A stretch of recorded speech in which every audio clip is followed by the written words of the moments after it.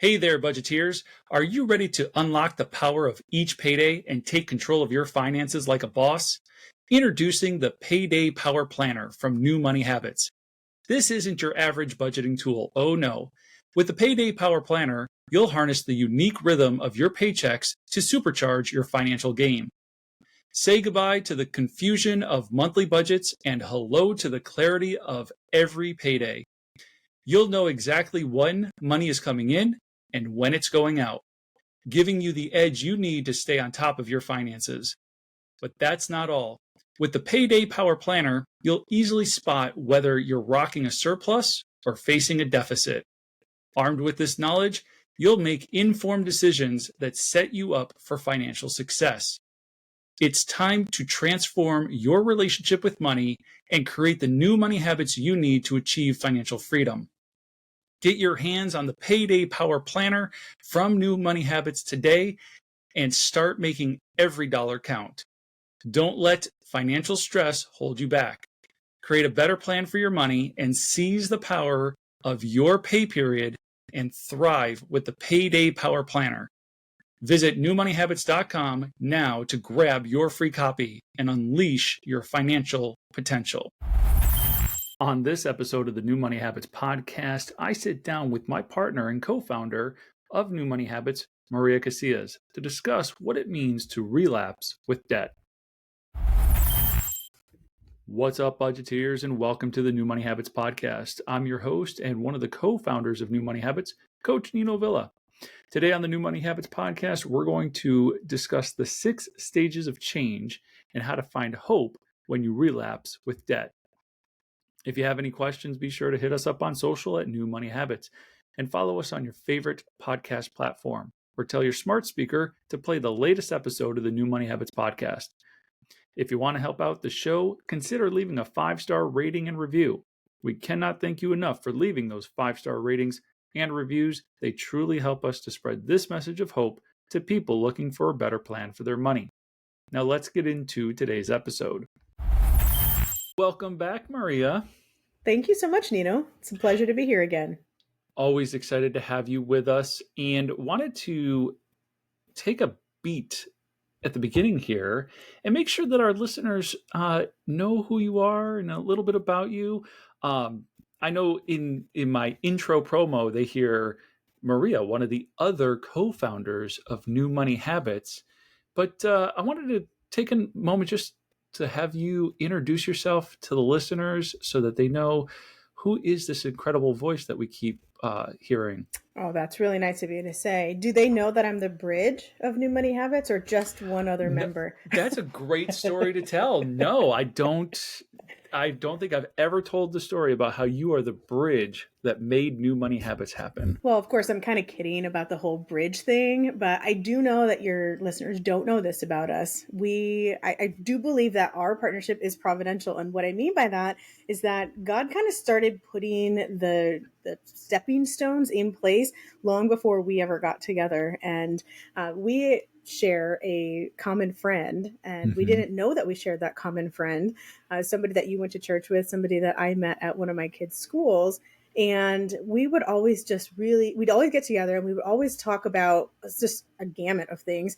And oftentimes financial stuff would come up, and, I was in my debt-free journey at the time. And so I was sharing stuff, and she looked at me more than one time, like probably at least a dozen times, and said, every time you talk, you remind me of the female version of my friend Nino. And I'm like, well, who is this Nino?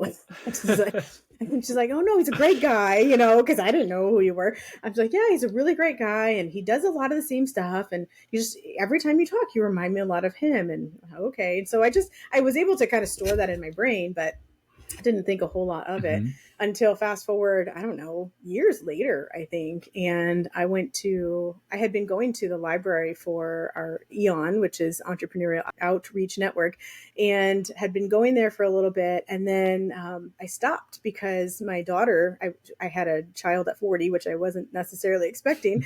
But that kind of put my business on a different trajectory. And after she was been born and I was ready to go back to working part-time, I got this I went back, and all of a sudden, actually, I think I met you before that. I think that's when Mike came into the picture. Yes. Okay, but even still, so we had gone to this thing, and everyone has to introduce themselves, and it's a pretty small group. I think there were probably 8 to 10 of us at the time, and you had introduced yourself as some financial Coach Nino coach, Villa. Coach Nino Villa.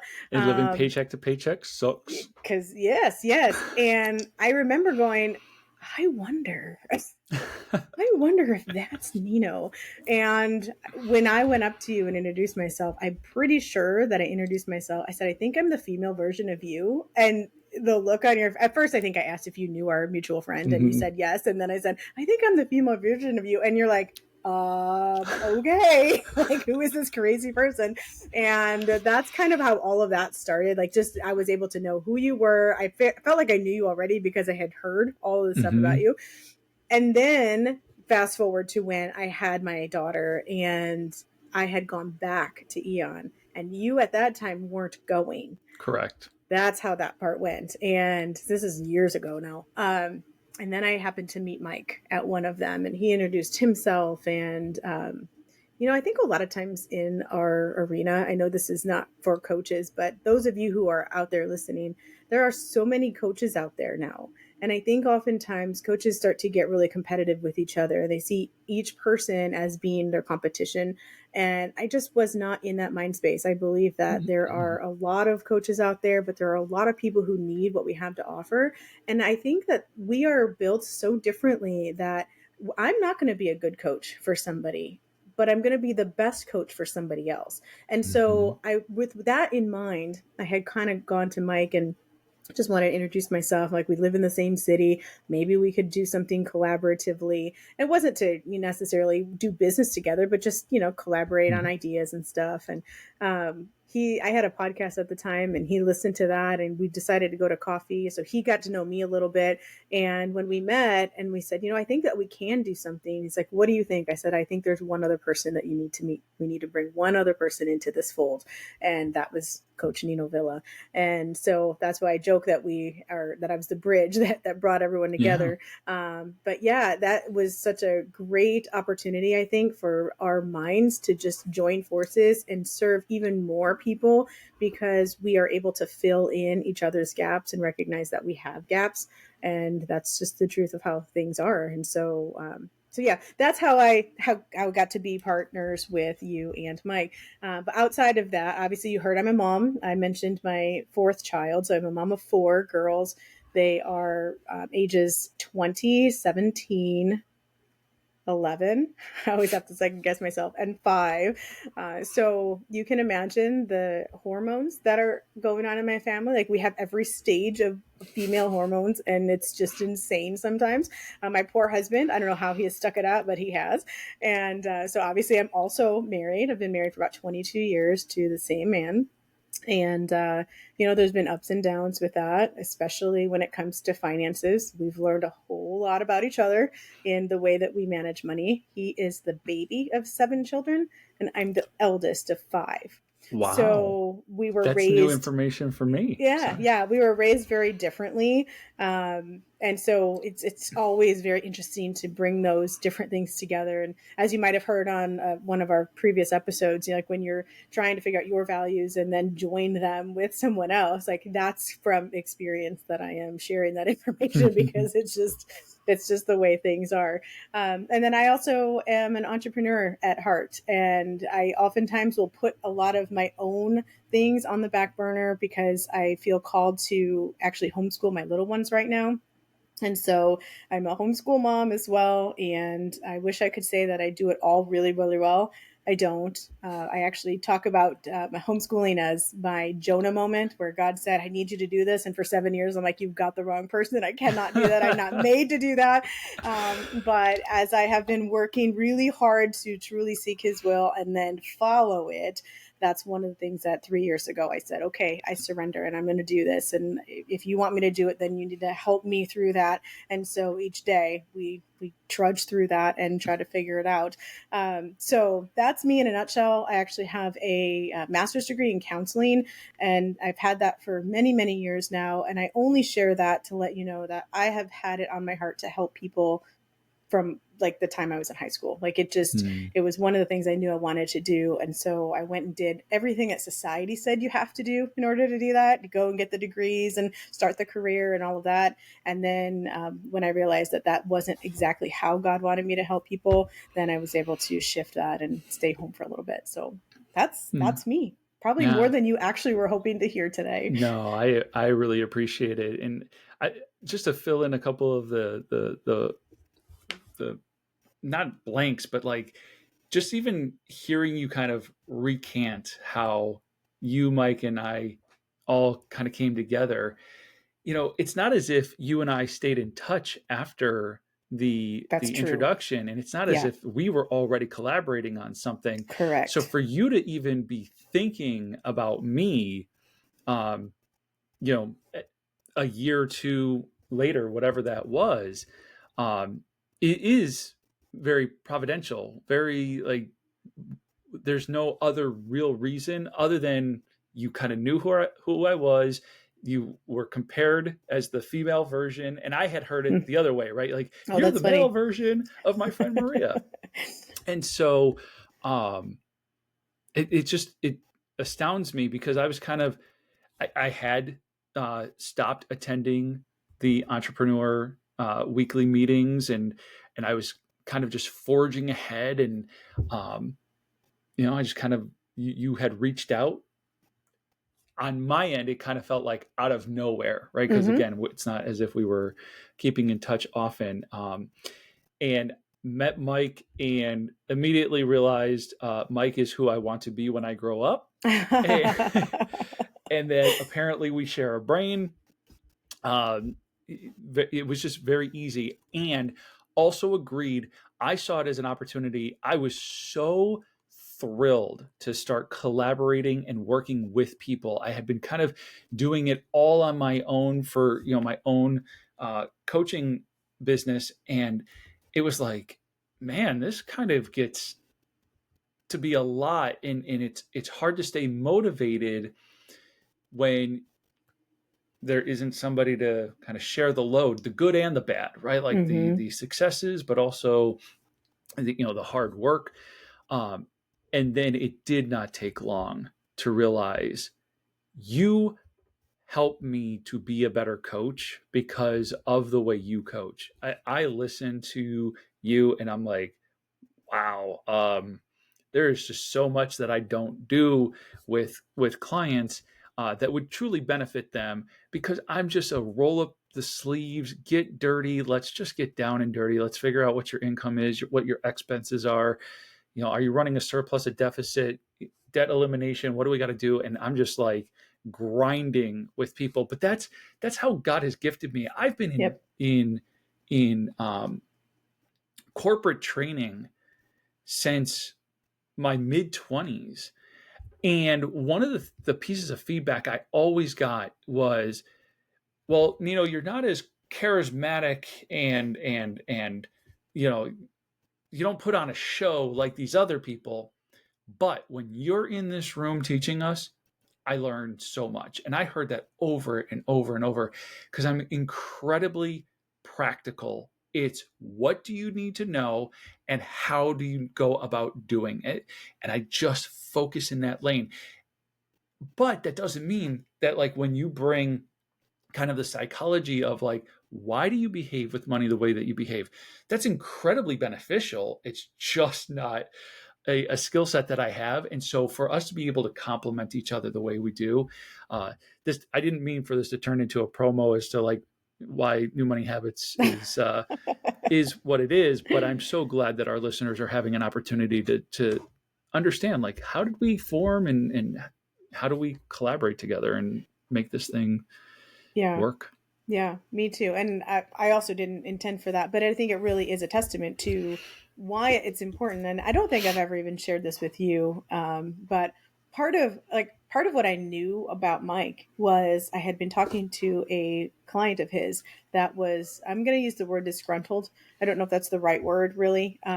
But she didn't feel like she was getting what she needed. And I had one conversation with her, and she's like, "Oh my gosh, if I had just had that conversation, it would have been so much. more fulfilling for me. And it would have been very easy in that moment to go, well, this guy doesn't know what he's doing, but I knew better. Like, I wanted to get to know that. I had heard all of that prior to actually getting to know him. And then when I met him in one of the events, he introduced himself as who he was. And I'm like, I'll bet that's the guy who this person was talking about. And instead of saying he doesn't know what he's doing, I was able to go, oh, he knows a lot more about X, Y, and Z than I ever will know, because that's not my wheelhouse. It's not something I'm interested in. And if I can help him in this area, then maybe he can be an even better servant to his clients. And I do believe that that has happened, which has been incredible. He says a lot of the same stuff that you do, like, hey, this one little thing you helped me change, and it's gone this way. But beyond that, because of the way that we work together, our clients have access to three of us, and they get access to the genius of each one of us, and doesn't have to get bogged down by the lack that each one of us also carries. You know what I'm saying? And so I think that's what's been the coolest thing, is that when we're tag teaming, that sounds kind of weird, but when we're tag teaming, the client gets, they get all of it. And it's just like, it's so neat to watch. Like, when I do sessions with you there are things that you're like, you do. And I'm like, oh yeah, because I'm not that skilled in that area, I wouldn't have gotten there, and vice versa. So it really has been a blessing to watch how it's affected our clientele. Yeah. And that ends up being it. I mean, the three of us share a common heart for wanting to help others. We all seem to be very passionate about managing money well and helping others learn how to do that.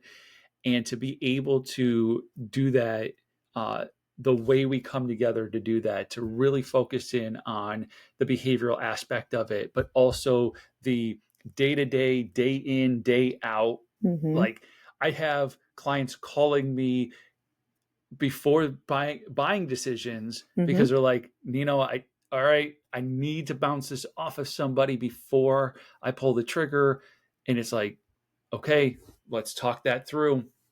So, yeah, it's an incredible partnership. And again, so incredibly thrilled to have you on more regularly, so that our listeners, just like our clients, get to benefit from your perspective and what you bring to the table, because it's a lot. Well, thank you. Hey there, budgeteers. Good news can only be good news if there's bad news. So what's the bad news? The bad news is you and I have a deadly disease called sin, and this disease causes us to rebel and disobey God. See, God is holy, righteous, and just, and he cannot be in the presence of sin. So this horrible disease of ours separates us from the God who created us. And the bad news gets worse. There isn't anything you or I can do to make ourselves right with God. We are dead in our sins and on our way to an eternity separated from God. But that's not God's will for us. See, for God so loved the world that he gave his only begotten Son, that whoever believes in him should not perish but have everlasting life. God did what only God could do.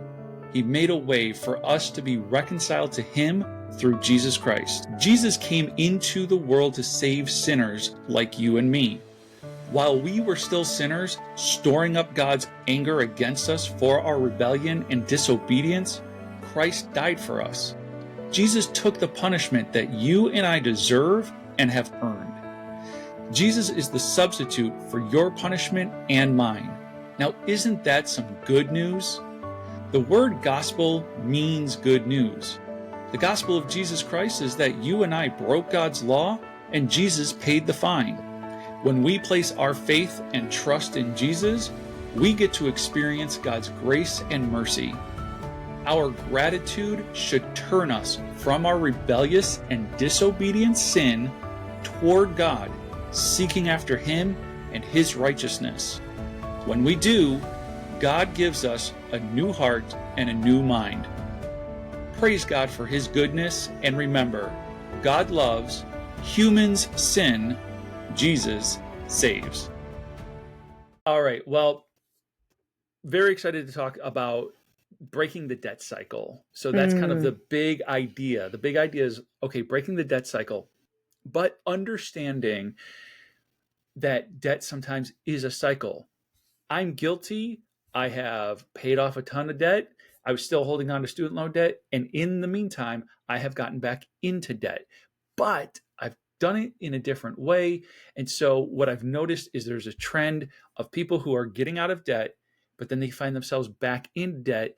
And most of the times, it's the same problem repeating itself. So I know that you are very, very familiar with the stages of change. mm-hmm, And one of those stages is relapse. So for mm-hmm. somebody who got themselves out of debt, they work their tail off.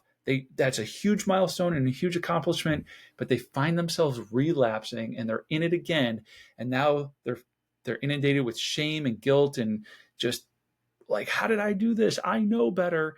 I want to be a message of hope to anybody who is suffering from that today.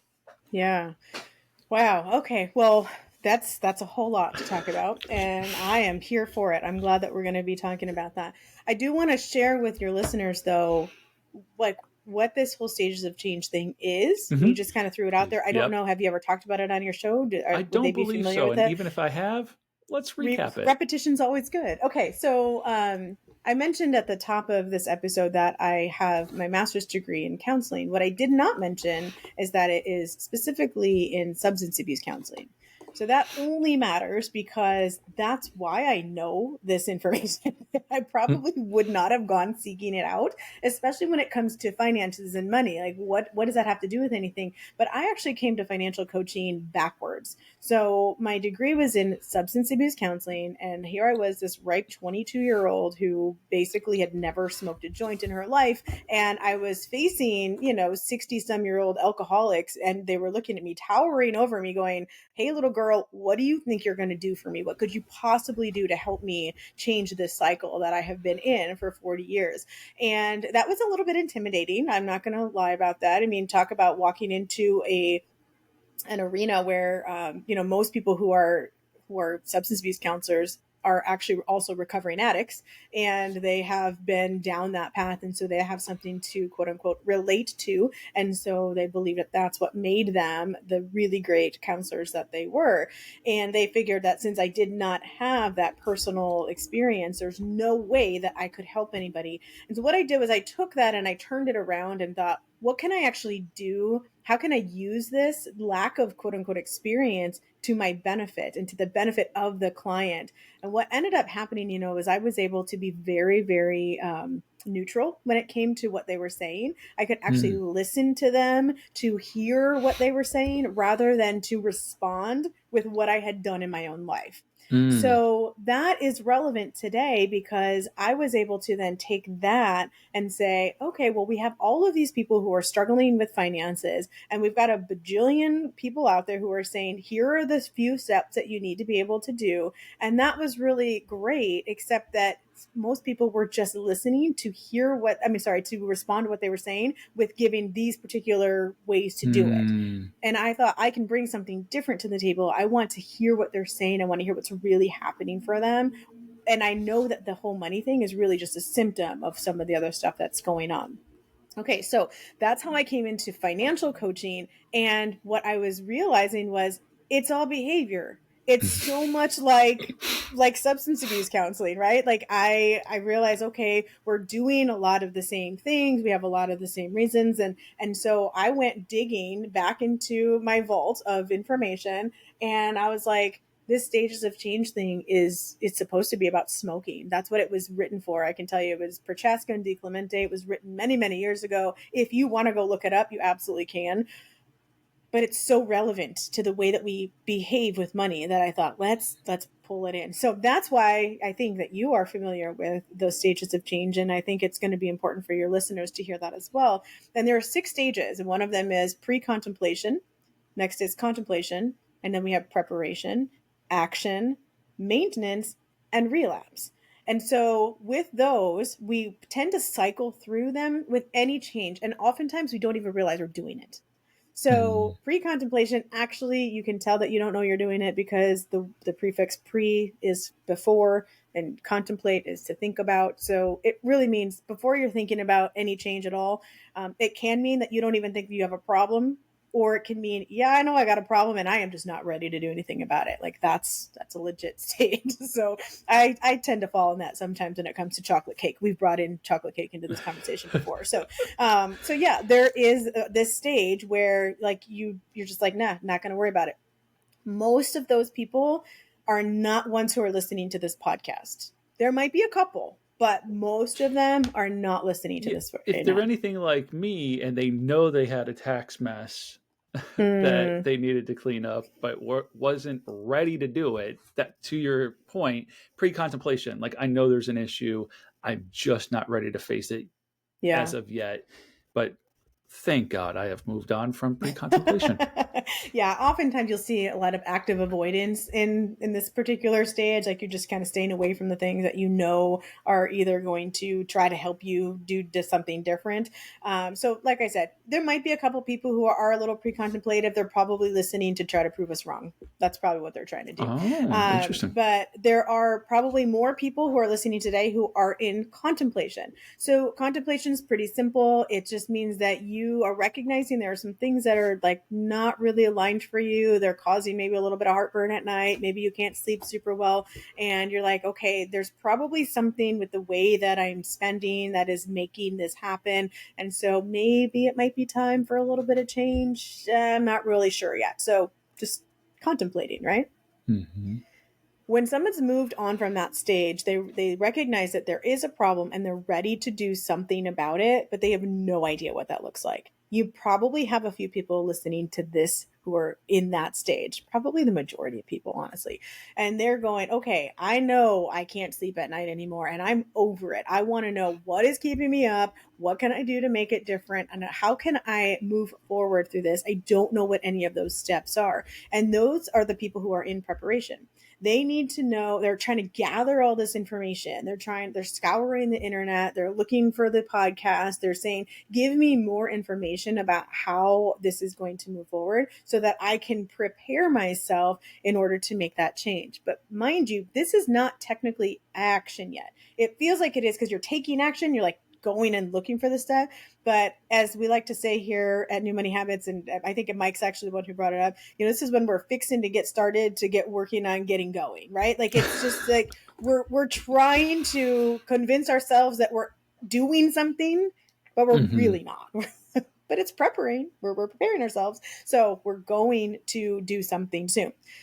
Once we've gone through there, we get into action. And a lot of what you described, Nino, is that action phase. So it's people who have already gone into debt and they're working on getting out of it. They've started to pay off some of their stuff. Many people have actually maybe already paid it completely off. You mentioned that you had paid everything off except student loans. I can Yes. tell you that I even paid off our student loans. Like we even did that. And we have also gone back into some debt as well. So it can be varying levels of how that works. Mm-hmm. But there is that action phase where you're actually taking action. Now, the next phase is maintenance. We like to think that we always just go straight to maintenance, but that's not oftentimes the case. In fact, we usually relapse prior to going into maintenance. So maintenance is what it indicates that you're maintaining your newfound behavior. You're doing that for a long period of time, and you don't go back to the old behaviors that got you into the place where you were before. Mm-hmm. Relapse just means that you quote unquote fell off the wagon. You did something different. Now, here's the hope that you want to instill in your listeners. When you go through relapse, that's not you entering the cycle. Exiting the cycle. We actually exit the cycle at maintenance, but usually not for a while. So Mm-hmm. when we relapse, if we've learned from that relapse, we do cycle through all of them again.